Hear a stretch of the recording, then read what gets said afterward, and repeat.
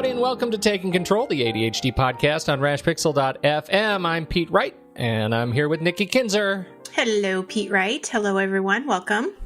This is our last episode before we take a little break. Yes. I'm very excited about that. Mm-hmm. I feel like I'm well practiced after our episode last week. I'm grounded and meditated and ready to go. Take my cooking class. I know. I'm excited to hear about it when you come back. I have even heard, just as in the matter of follow-up, my father-in-law actually has taken this very class, and he got out of it inspired to buy all new fancy knives. You know those ceramic, always sharp knives? Yes. I think new knives are in my future. So am I going to have to call you like Chef Pete? Dare to dream. Okay, but this is even the bigger question, Mr. Wright. Yeah. You're going to be taking this cooking class, and then you're going to be coming home to your kitchen. Mm-hmm. Did you get? How long did it take you to guess? Like, did you? You knew right, because I screwed up. You got to let me ask the question.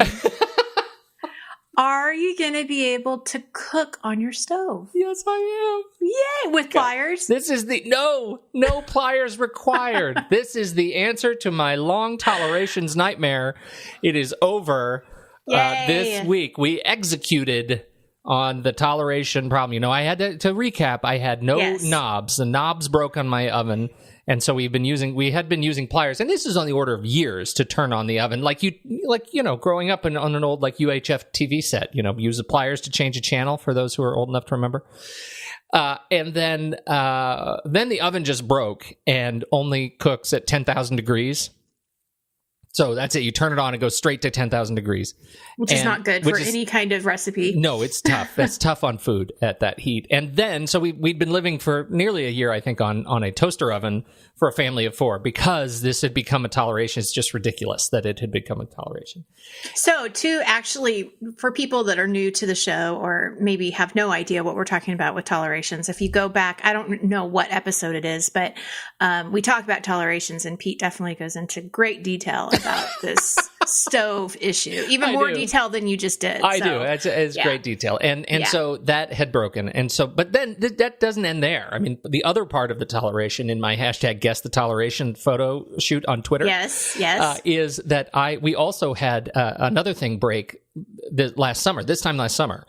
We got back from our vacation and turned on our dishwasher, and the water had just stopped working. The pump stopped pumping water into the dishwasher. So since then, we've been hand washing our dishes, and we had a dead dishwasher.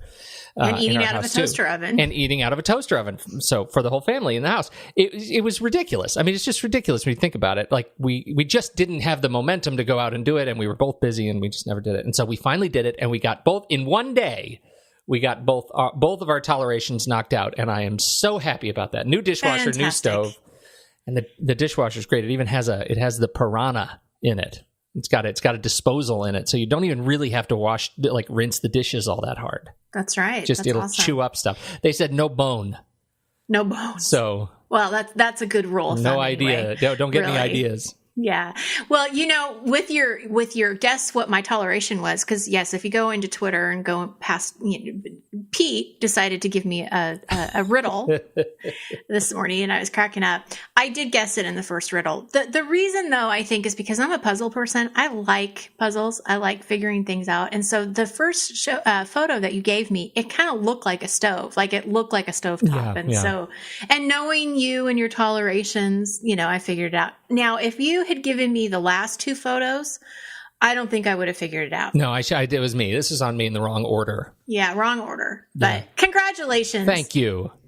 I'm awesome. Very pleased. So, it's funny. I really like that hashtag guess the toleration. And if you have tolerations you've been dealing with, send us photos. Hashtag guess the toleration, because we would love to try and see what your tolerations are really close up. See if you can stump each other. That's fun.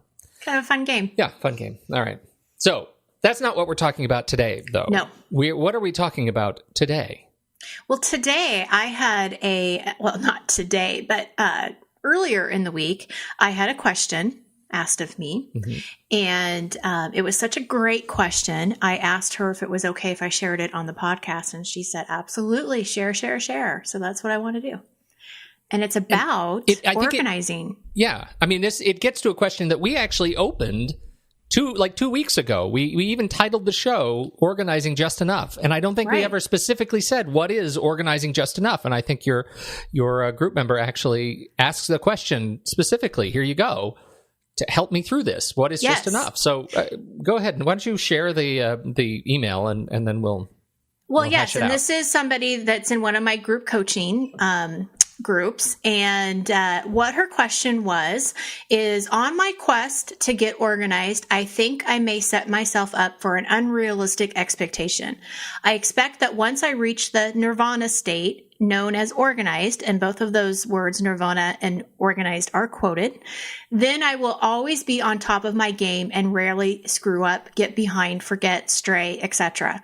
Right now, I think I spend 80% of my time fumbling around in chaos and 20% of the time organized and in control.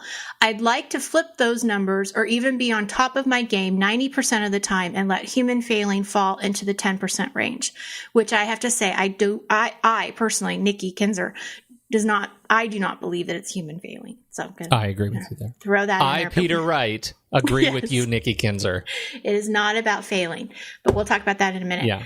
So her two questions are this. One, in your best estimation or opinion, what percentages would a highly organized person have? Someone like you, an expert, someone who has done a lot of work in this area.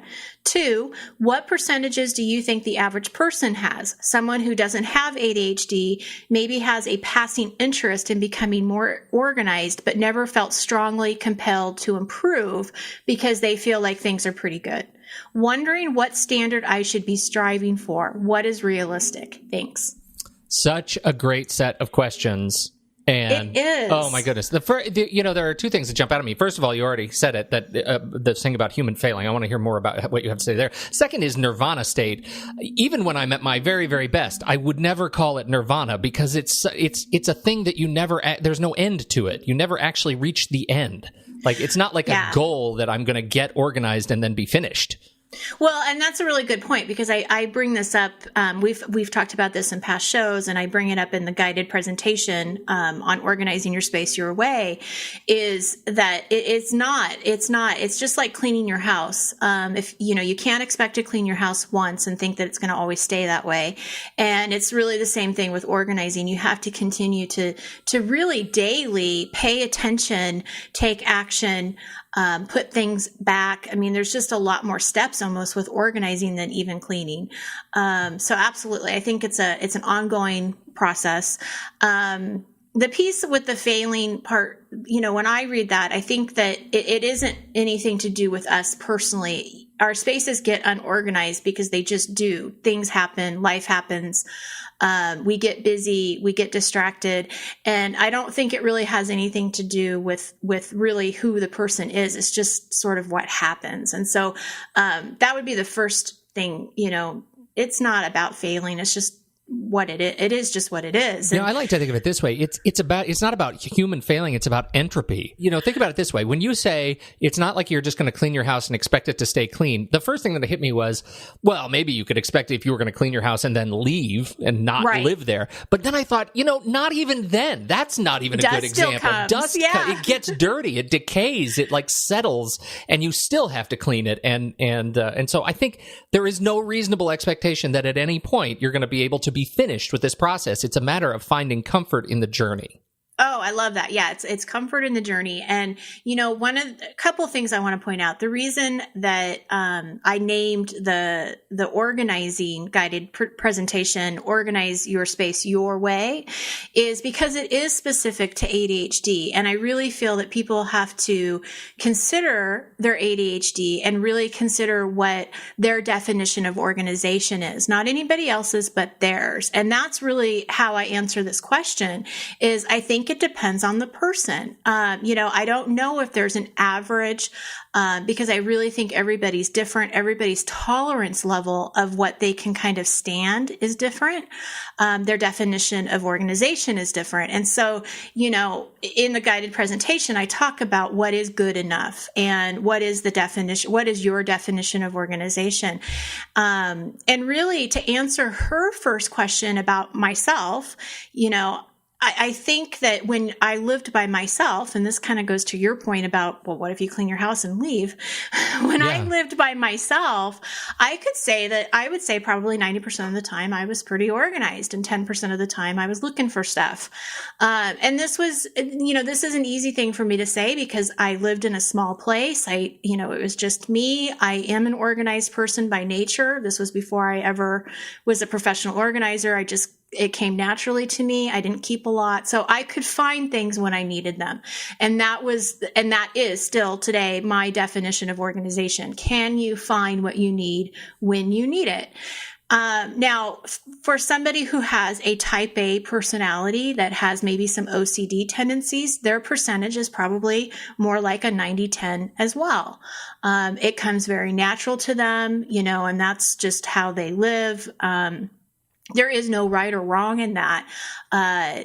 It's just that tolerance of what you can stand. When does it get to be too much that you have to do something about it? Well, that's right. I mean, the first thing that strikes me is the people I know who are type A with OCD tendencies, they are super organized and not very happy. They're super stressed out. They're constantly going. It's like their engine is always revving in the red line. And that, I think, is a challenge. And that's when, they need help, and they recognize they need help, and sometimes they choose to take it and sometimes they don't. Right. So there is a cost that comes with kind of where you're revving your engine. And it's kind of on a different spectrum, right? You've got somebody who's really unorganized and unhappy and living in chaos. And then maybe you have somebody that is paying too much attention. And I mean, there's just, I don't know, there's a lot going on there. So I think balance is probably key here. I did go on to also say that I think that your organization, or I actually didn't reply this to her, but just to reply this to you and to our listeners, your organization is going to change really depending on where you are in life. So like I said, for me living by myself, it was pretty easy. Now, when I got married, I'm combining households with another human being who has, just as much stuff as I do, and our organization patterns or skills are different. And so love him, but I would say that he's probably looking for more stuff than I am. And that's okay. It's great that you go from like being really delicate about how you phrase the relationship and where you are to being just not really delicate at all. It is what it is. I mean, I help him find his keys, and it's all good. But I would say when it was just still my husband and I, even then, I would say 80% of the time we were still in a pretty organized state of household, with 20% looking for stuff. And back in the day, I was notorious for, company's coming over, I'm going to throw things in drawers. Okay. Yeah. Very notorious for that. And so my husband knew that about me. And he's like, okay, so what did you do with this? What drawer is it in? I'm like, we'll have to find that. Yeah. But I'll tell you the kicker. And this is again where I want to go back to, I don't think it's about anything that we failed to do. When you bring children in the mix, it's a game changer of what your definition of organization is probably going to be. I could say now, comfortably, I would be 60 to 70% of the time I feel pretty organized. The other part, it's not so much that I don't know where things are. It's just that the items don't always get placed back in their homes. And it gets messy and it gets disorderly. So I'm thinking of like my daughter's room, the playroom, our garage. Oh gosh, don't get me started on that. Yeah. There's certain areas in my home that are definitely a much lower percentage that I just need to start paying attention to. So, I think the more people, the more stuff you put in, the harder it is, to get those percentages, quite to where you would want them to be. But that's the whole point of what this guided presentation is, and what I was telling her is that I really feel like once you go through the process of getting organized and you pick a space and you sort through it and you assign, homes for your things, it really doesn't. It's not as bad when things start to get into disorder, because you've already taken those initial steps to organize it in the first place. So when you backslide, which is going to happen no matter what, it's not as hard to get things back in order, if that makes sense. going back to the percentages and kind of where should she be, I think it's really just a comfort level. What are you comfortable with? What is your tolerance? When do you shift from being out of control to really feeling back in control of your space? Which doesn't mean it has to be perfect. It doesn't mean that it doesn't allow any kind of mess. It's just what is comfortable for you. I did tell her, and this is really why I'm so passionate about teaching about organization, is my hope for her and for anyone who works with me can find that happy medium. What is good enough? What does that look like to have peace? And again, it has nothing to do with perfection or having this home that needs to look like it needs to be on a magazine. Yeah, and I think you really put a good point to that, which is you have to get to know your triggers. When do you feel triggered that you are moving into a state of disorganization, right? And so that it doesn't creep up on you. And that's one of the things that I find I deal with all the time, which is even if my office is pretty organized, and you ask me if I can find what I need when I need it, the answer is yes. I mean, I generally can. I don't find myself standing in my office looking around for stuff. Right. But I do find that sort of cognitive disorganization when I find I start getting a little bit behind on email, or I haven't scheduled my work times in my calendar, and I have too many documents on my desktop that I've been working on and I haven't gone through and filed them in the right places. Suddenly I'll start to forget where the work is that I was working on. So my disorganization comes either in my head or in my digital workspace, which is, for me, where I spend most of my time. Have I uploaded all the right podcast files? Have I, are these designs done for this client? If I get stopped in progress on too many projects, that's when I can start to trip up. And so that is a trigger for me. Like when I look at my desktop and see more than 15 documents on there, I know that's a trigger now. That's a sign that I need to book time with myself on my calendar in order to get back to balance, like you said, to find that 80-20. Yeah. Because I don't think it's ever perfect all the time. And like we were saying at the beginning of the show, I don't think it's an ongoing process that you constantly have to pay attention to. And the last thing that I left with her is, I think it's really easy for us to set these high expectations of what it means to be organized, what it means to be, on top of our game. And then when we don't meet those expectations, again, we feel like we failed, and it's just not that way. We're doing the best we can. And are we paying attention to the things that really matter? Do your children know you love them? Do they know they're cared for? Are they paid attention to? Those are the kinds of things that they're going to remember that are much more important than how clean or organized your house was. And I'm not saying it's not important, but again, I just want to, really hit on what is the balance, and be kind to yourself. And give yourself the same grace that you would give your best friend or somebody you loved, because you are your worst critic. We're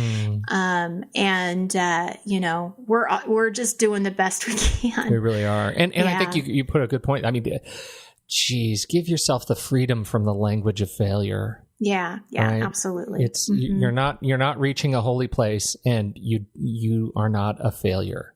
Yeah.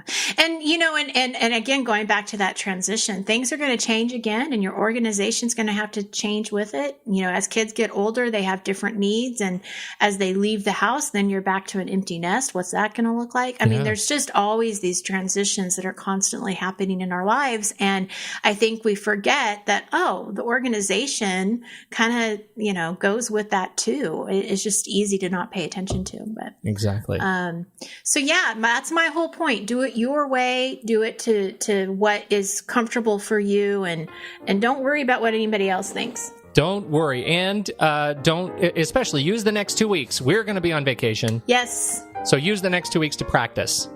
Yes. That's what I'm saying. That's right. And if you like what I said here and this resonates with you, then I also encourage you to please check out those guided presentations. We have the Organizing Your Way and also the Paper Solution as well. Great frameworks for getting started and potentially experiencing coaching for the first time if you've never thought about it. Take a look at the website. Right. It's all there. Take Control ADHD.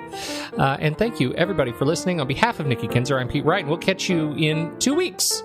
We're going to be back talking about money on Taking Control, the ADHD podcast.